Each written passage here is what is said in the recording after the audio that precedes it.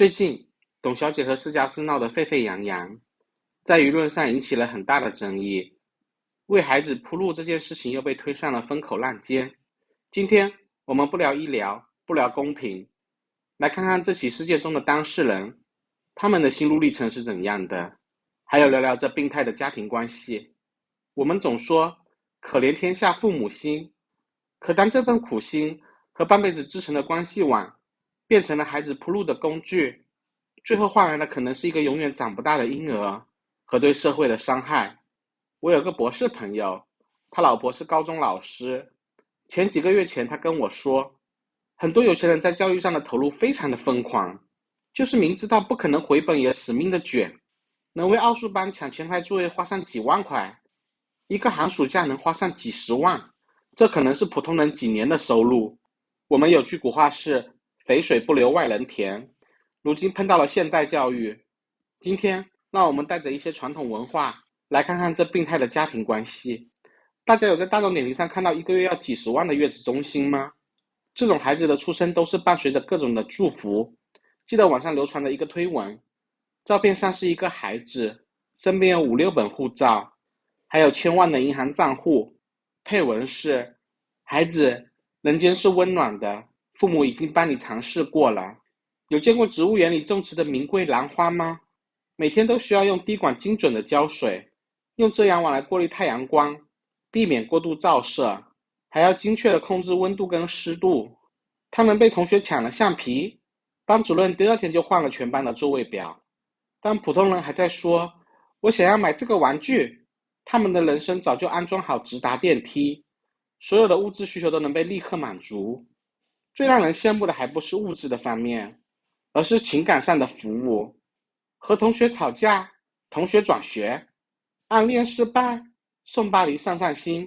考试失败，捐教学楼换保送名额。所有的痛苦、迷茫、挫折都被提前过滤，最终培养出来的不是独立人格，而是一个行走的巨婴。能在婴儿期的时候用哭闹来控制世界，随着年龄的增大，大家会通过自己的努力来满足自己，从而发展自己的控制力。例如通过努力来认识新朋友。但是董小姐们的人生根本就不需要努力，只要像婴儿一样对长辈哭闹，就可以利用长辈来满足自身的需求。让我们穿越到他们成年的视角，看看这种病态的家庭关系是怎么发展的。2019年医学院开学典礼上，当其他的医学生捧着希波克拉底誓言时，董小姐们依旧活在长辈的光芒之下，一边是祖父几十年的威望，另一边是父母几十年的资源。那个本该独当一面、长大成人的孩子，却始终蜷缩在长辈们的襁褓里。同事们可能怎么样都想不到，同样是成年人的身体，有的人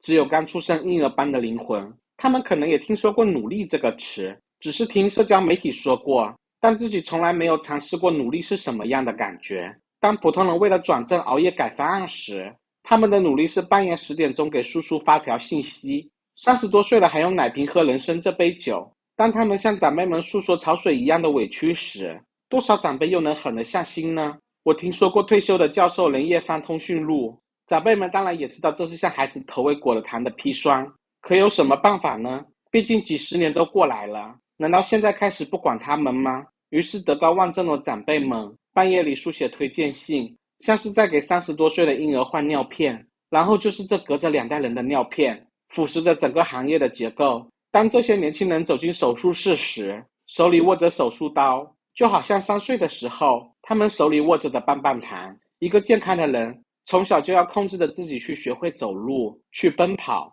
从自己的小家出发，去走进幼儿园，去认识更多朋友，去努力学习知识，青春期去勇敢的爱，然后失恋后换来悲伤跟痛苦，学会逐渐控制自己的情绪。进入社会后更多是迷茫，然后不断的工作去控制自己的梦想，再拥有自己的家庭，然后去教会孩子们这一切。人的前半生就是一个不断战胜现实，逐渐控制自己的人生，自己的理想的过程。而再看看董小姐们的人生，用整个家族建造的无菌培养室，硬生生的把一段人生故事编写成了固定剧情的电影。当电影剧情失控后，后半程或许只有悲剧，还有对社会深深的伤害。或许真正的教育并不是为孩子去阻挡所有的挫折，而是一个逐渐把控制权交付给孩子的过程，让孩子自己去雕刻人生故事。当擦掉了所有人生挫折后，就像是游乐场永远停在顶端的摩天轮，看似在俯瞰众生，实际却被关在牢笼里。董小姐们虽然投了个好胎，却只能不断的去满足自己的需求跟欲望，活成了行尸走肉。如果你觉得这个视频还不错，请帮忙点赞跟分享。如果你还有想说的，请把我也想成为行尸走肉发到评论区里。感谢您的观看，我们分享使用知识的方法，下期再见。